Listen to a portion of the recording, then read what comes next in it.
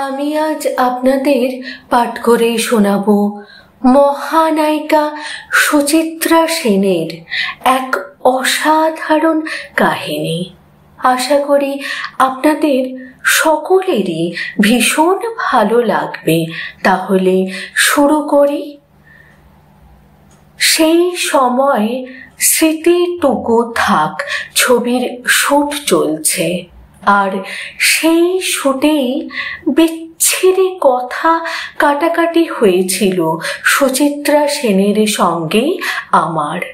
যে মহিলা আমাকে পরিচালক হয়ে ওঠার জন্য এত সাহায্য করেছেন, তার সঙ্গেই ঝামেলায় জড়িয়ে পড়লাম।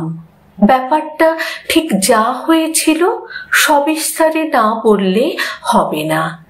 একটি গুরুত্বপূর্ণ দৃশ্য শুট হচ্ছিল। শিল্পী বলতে 3 জন, মিসেস সেন, অসিত বরণ আর 1 বছর বয়সী একটি শিশু শিল্পী। শিশুটিকে কোলে নিয়ে মিসেস সেনকে অভিনয় করে যেতে হবে। বেশিরভাগ ডায়লগ তাঁর, মাঝে মধ্যে অসিত বরণের সংলাপ। মহড়ার সময় বোঝা গেল বিষয়টা এত সহজ হচ্ছে না, কারণ মিসেস সেনের কোলের বাচ্চাটি এত আলো লোকজন দেখে ঘাবড়ে গেছে। তাকে সামলে সঠিক পরিমিত অভিনয় করা, চোখে জল চিকচিক করবে, তবে জল বাইরে আসবে না, তাহলেই আবার প্রথম থেকে করতে হবে। মিসেস সেন বললেন তিনি একটু মনিটর করে দেখে নেবেন, সব ঠিক থাকলে ফাইনাল টেক।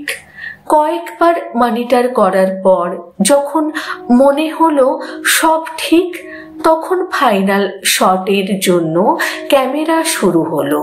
তবে ঝামেলা হলো বাচ্চাটিকে নিয়ে। আর ধৈর্যের পরীক্ষা শুরু হলো মিসেস সেনের জন্য। টেকের পর টেক হতে থাকলো। এমন ইমোশনাল সিন সুচিত্রা সেনের জন্য বেশ কষ্টকর হতে শুরু হলো। অবশেষে যখন সব ঠিক চলছিল, তখন সুচিত্রা সেন নিজের সংলাপ একটু নিজের মতো করে বলে ফেললেন, যেটা খুব স্বাভাবিক বিষয় শুটিংয়ের সময়। তবে অভিনেতা অসিত বরণ বিষয়টা বুঝতে না পেরে থমকে যান। সঙ্গে সঙ্গে আবার কাট। এবার ধৈর্যচ্যুতি হলো মিসেস সেনের। তিনি এক ঘর লোকের মাঝেই বলে উঠলেন যে এমন আর্টিস্টের সঙ্গে কাজ করা যায়, অসম্ভব।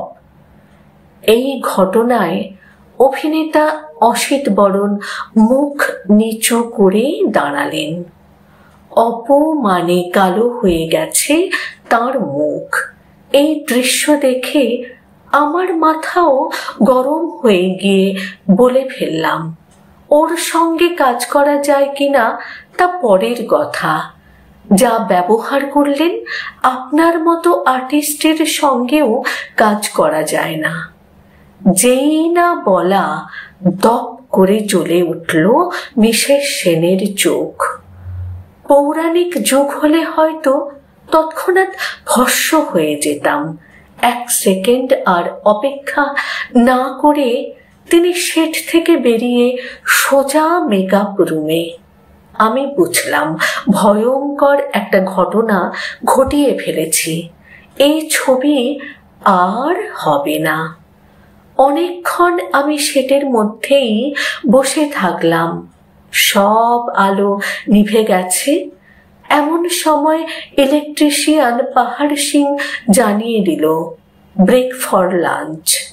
ইউনিটের অনেকে এসে বললেন মিসেস সেন গুম হয়ে বসে আছেন, তাকে গিয়ে সরি বলে মিটমাট করে নিতে। আমি ভেবে দেখলাম এই ছবি থেকে আমার সরে যাওয়াই ভালো। অন্য পরিচালক কাজ করে ফেলবেন। এরপর নিশ্চিত আমার সঙ্গে সুচিত্রা সেন কাজ করবেন না। কিছু সময় পর যা ঘটল তা আমার কল্পনার বাইরে। শুটিং ফ্লোরে আমি বসে চা বিস্কুট খাচ্ছি। দেখলাম কয়েকজন ফ্লোরে আসছে, সামনে মিসেস সেন। আমি ভাবলাম আবার কিছু কড়া কথা শোনাতে আসছেন, তবে আমাকে অবাক করে দিয়ে আমার সামনে এসে দাঁড়ালেন মিসেস সেন। আমিও উঠে দাঁড়ালাম। উনি আমার হাত ধরে বললেন, প্লিজ একটু কালোদা মানে অসিত বরণকে ডাকুন। আমি সবার সামনে ক্ষমা চেয়ে নেব। আমি শুধু অবাক নয়, অভিভূত হয়ে গেলাম। এরপর কালোদাকে ডেকে পাঠানো হলো। মিসেস সেন ক্ষমা চাইতেই হাউ হাউ করে কেঁদে ফেললেন অসিত বরণ, যাকে আমরা সকলে কালোদা বলেই ডাকি। আবার শুটিং শুরু হয়ে গেল। লেখনী সংগৃহীত। তথ্যসূত্র সিনেমা পাড়া দিয়ে তরুণ মজুমদার। এই রকমই অজস্র মণিমাণিক্যে পরিপূর্ণ শ্রী তরুণ মজুমদারের বই সিনেমা পাড়া দিয়ে বিভিন্ন বিখ্যাত সিনেমার শুটিংয়ের ঘটনা থেকে শুরু করে বিখ্যাত সব অভিনেতা, অভিনেত্রী, পরিচালক, সুরকার, গীতিকার, প্রযোজক এদের বিভিন্ন ব্যক্তিগত মুহূর্ত যেন সামনে থেকে দেখতে পেলাম বইটি পড়তে গিয়ে। অবশ্যই সংগ্রহে রাখুন তরুণ মজুমদারের সিনেমা পাড়া দিয়ে।